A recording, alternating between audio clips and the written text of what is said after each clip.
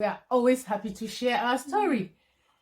Uncountable other couples enjoy this wonderful adventure called marriage.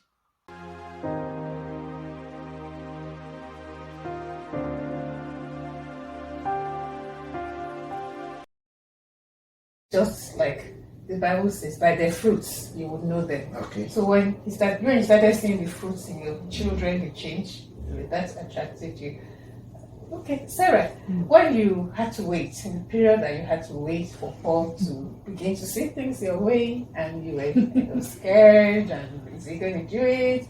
And you were made up that even if he wasn't coming to church and he says it's just not a good thing to do, you would not stop. Mm-hmm. So yeah, I think I knew Paul pretty well. I'd been with him like 20 odd years by that point, so I knew what areas to push in and which ones not to.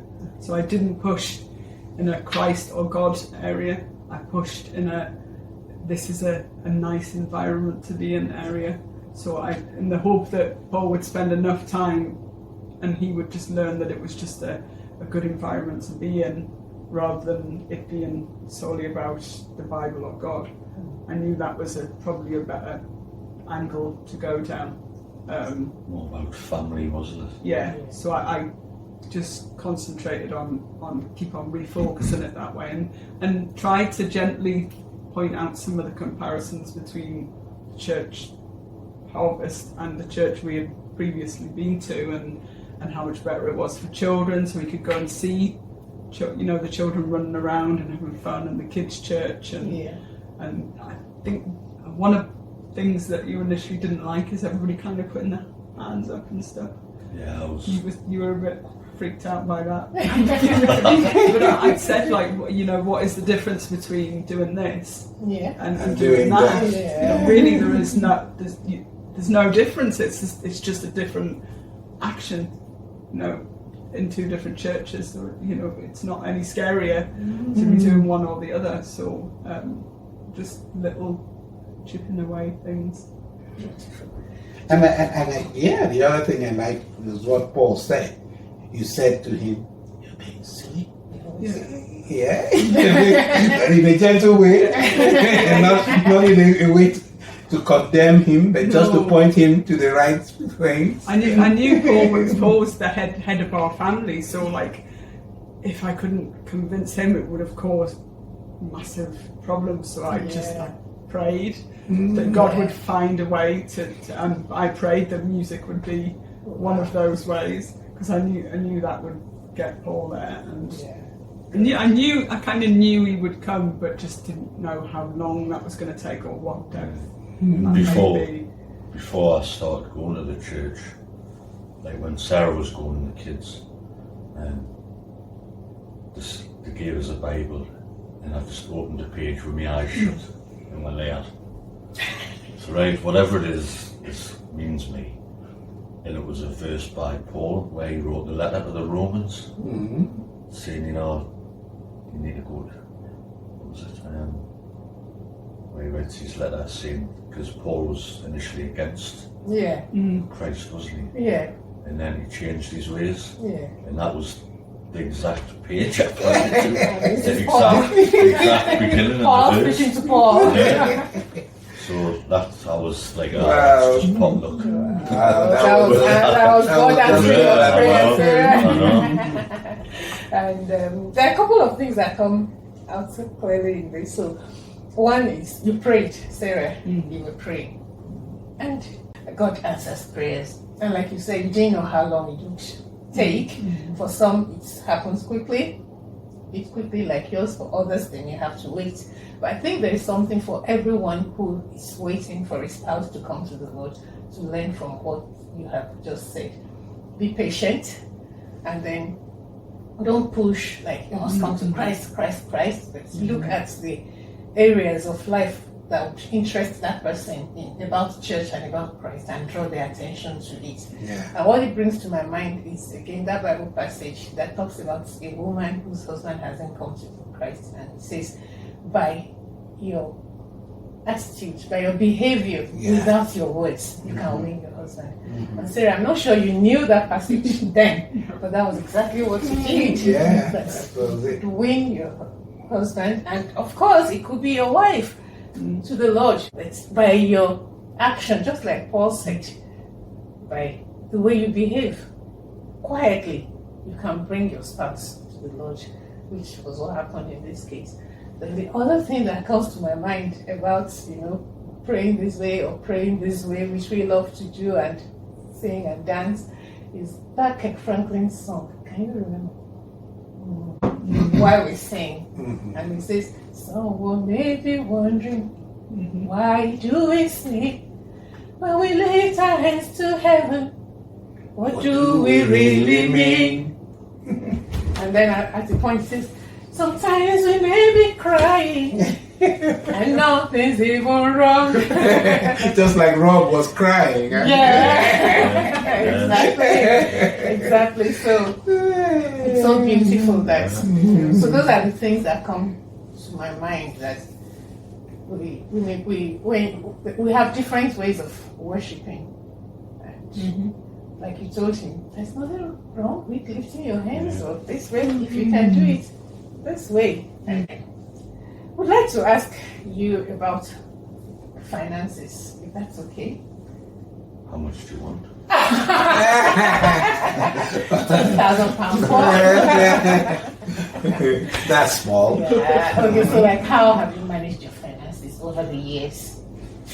The boss. Oh, that's okay. The accountant. Okay, she's the accountant. No wonder she's gone to study accounting. It's been a case of I go out to work and Sarah's handled all the bills, haven't you? I don't see any money. None at all. That's the way we've always done it, isn't it? Yeah, we've always just because when the kids were younger, we really had no money at all. We were so poor that we there wasn't much to play with, so you kind of paid the bills and that was it. Did what you could with the little bit that was left over. So I've kind of always, and I'm a producer as well, so Life language speaking here. Quite good at stretching small amounts of money and making them do what you need them to do. We even though we never had much money, we always had what we needed to have. And I think God's always provided for us as well. Yeah. There's times financially when we're just about to hit rock bottom, and we've always ended up with some form of small windfall.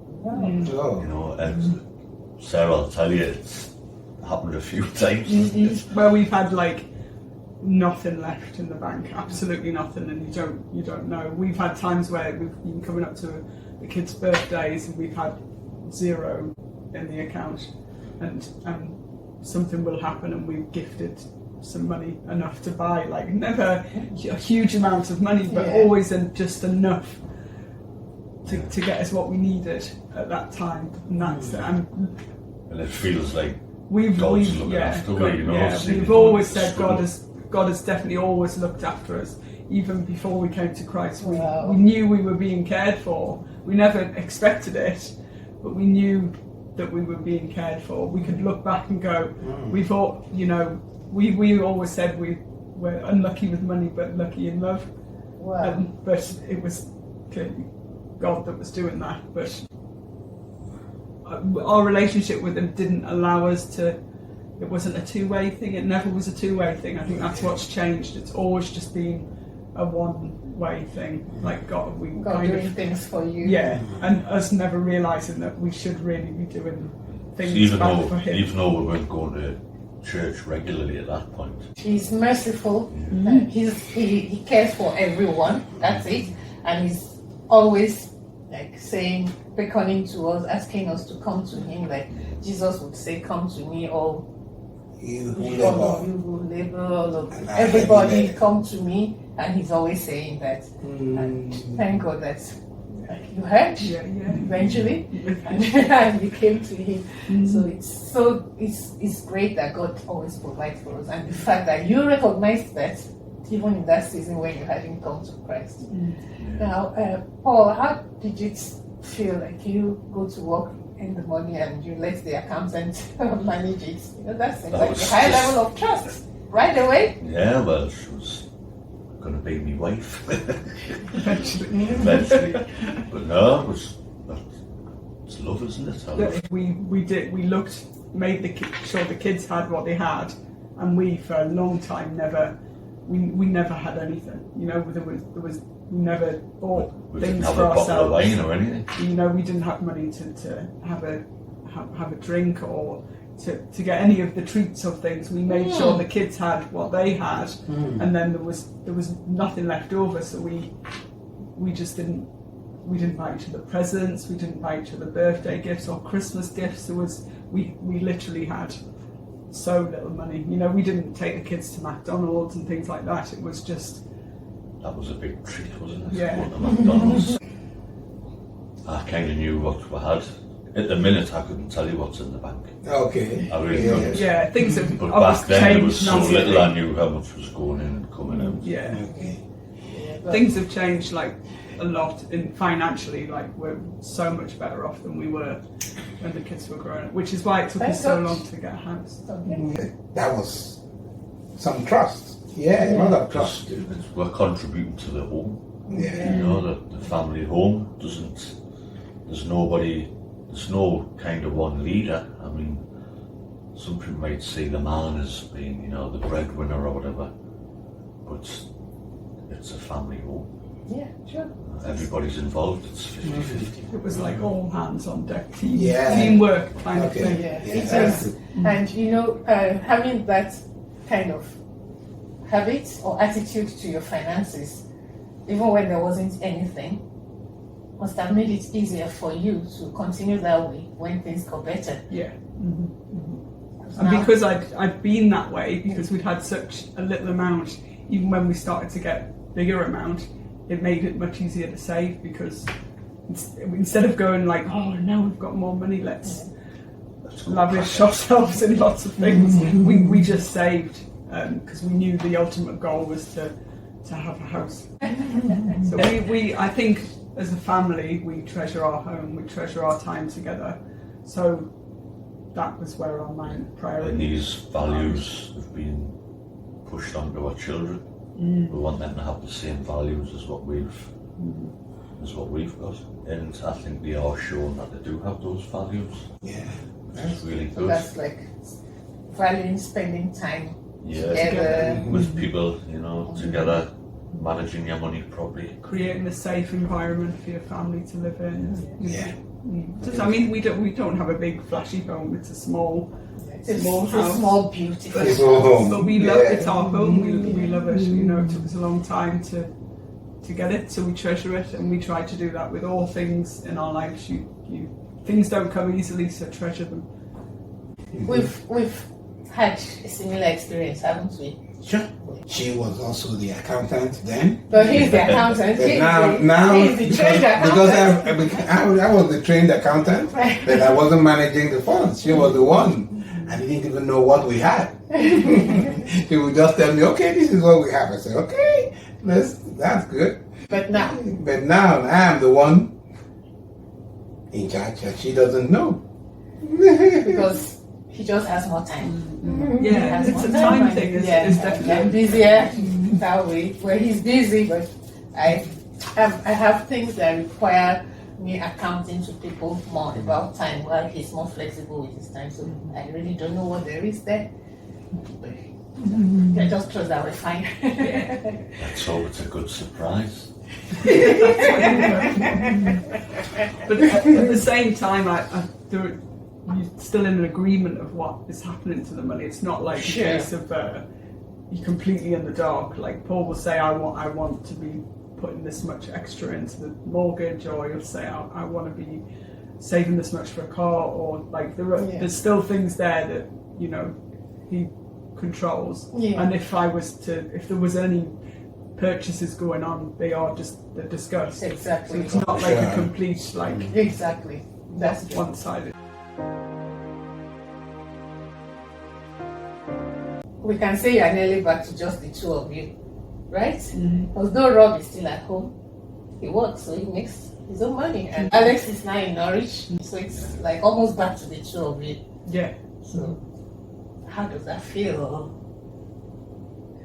From having to provide for 4 to now thinking 2 people, does it feel? Providing's alright. Yeah. I'd still like to have my daughter at home though. For life. I don't mind providing. Different niches, yeah. But yeah, I mean, we do obviously save on various things like electricity. We save on gas, because there's always something plugged in.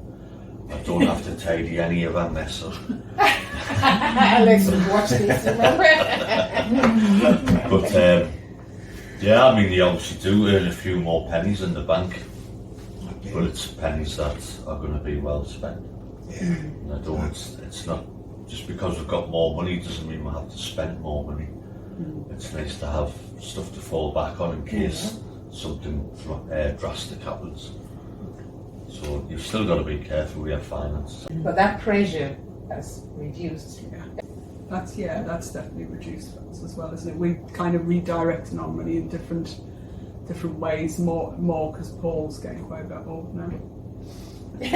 So we're trying to pay. We got our mortgage really late, which means Paul is still working at paying the mortgage when he's at retirement age.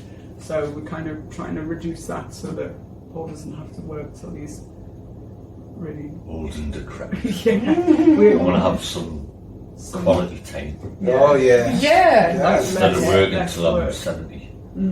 Yeah. But at the same time, Sarah's going back to college. She's doing accountancy. Yeah. But she So- said you are getting older, maybe she's getting Yeah, younger. yeah. Getting smarter. Yes, If I could, what I would like is it's to work so that Paul can have a little bit of a rest. He's carried kind of the whole family along, so I would like to do, even if it was just 10 years of working, so Paul could go part-time or just relax a little bit, because he's in a really heavy manual job, and as you get older it just becomes harder and harder to do, and I would like to see him have a bit of a rest. You've been thinking of him maybe reducing how much Yeah, the work he does. I'd like to see him go part-time, or even have enough breathing room to say I'm going to change my career slightly and do We've been praying about that, haven't we? more of an officey job, or just something where it's just less. Would you like that, manual. Paul? I would. Okay. We're praying. Yeah. We're praying. Keep praying. Sarah, we're praying. Pray with Sarah, pray with Emmanuel. We're praying. God answers prayers. So it's money, it's finances that Paul struggles with, and that side of it. I think we could drop the money, but Paul would like to continue to earn as much as you do, and I think the cost of living thing impacts you a little bit, doesn't it? You think, why I don't want to reduce my incomings if the outgoings are looking like they're going to get bigger. So me working would give him the breathing space to be able to. And to give you what you desire, to have Paul around a little more and have him do fewer nights. Yes. And it would give Sarah some time to do some work. Yeah, because And I enjoy it always though. wanted to look after Enjoy the it at the kids. same time. One thing I always knew as a mum is I wanted to be a home mum. I wanted to be around to help the kids, and then Robbie had quite a few challenges as a young baby, which made it impossible to work. I had to care for him, and I always knew that's what I wanted to do. So the kids have gone now, and then that gives me the space to do other things. That's beautiful. Yeah, that's all working out nicely. Now you're talking about the kids have gone. We won't let you go without asking this. How are you managing with Alex flying the nest, with you being all so close? It was always the 4 of you. So how are you guys managing? Yeah, it is. It's nice to have her here. It really is. I do miss her. I miss her lovely smile, because she's a beautiful lady. But at the same time, She's a young woman. She's adventurous. She wants to live her own life. I'm disappointed she's gone so far. Yeah, all the way to Norwich. She didn't have to go as far as she did. She could have just went, over the river or something. But no, but we kind of fill the gap. I don't know what we fill it with. Probably being a bit more active outside her work, I think. Doing stuff with the church. Sarah does Wednesday group. And what else Yeah, Wednesday group. That's fantastic. with Emmanuel. Yes, with Emmanuel and Lee. Yes, Sarah has brought some good life into the group, and we're happy to have her. We're happy. Well done, Sarah. All that Sarah is doing a great job keeping those boys on their toes. When Sarah comes in, it's like, come on, boys, move. Let's move. And Sarah, how's this with Alex? It's okay. I think really what matters is how happy she is. And she is so happy. Like when you talk to her, she's just so much happier. So when we see her, she's just, and you just think it's worth it for that. And she just says the only thing is us not being there. How do you feel, like, in terms of naming your feeling? How was it for you when she left? It was awful. You knew it was going to happen. Okay, so is there also a sense of Robbie not really being fully in anymore? Yeah, definitely.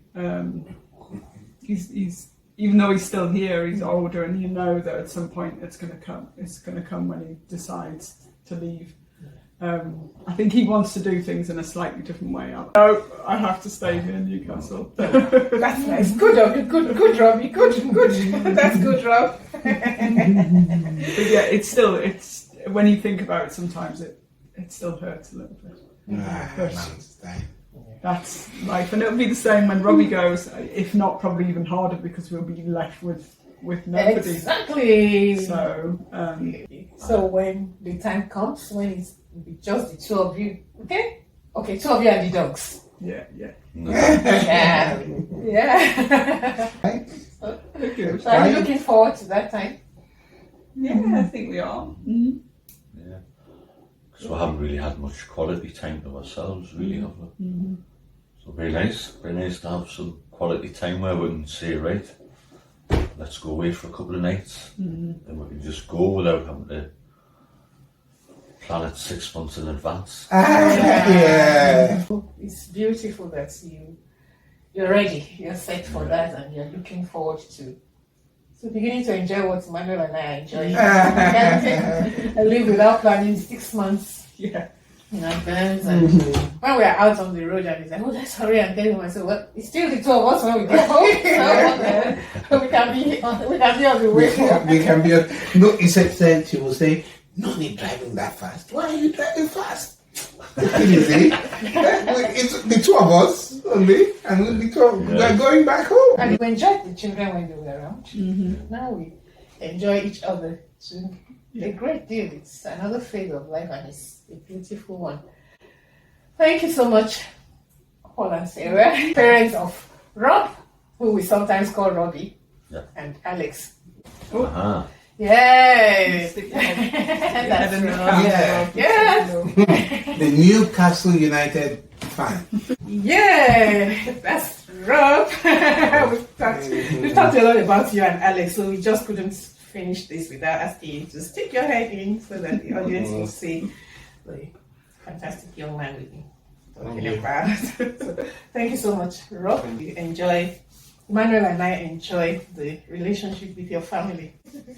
And your mom and dad have just said they don't think you'll be going too far away like Alex. No, I like being in Newcastle too much. So we're here together.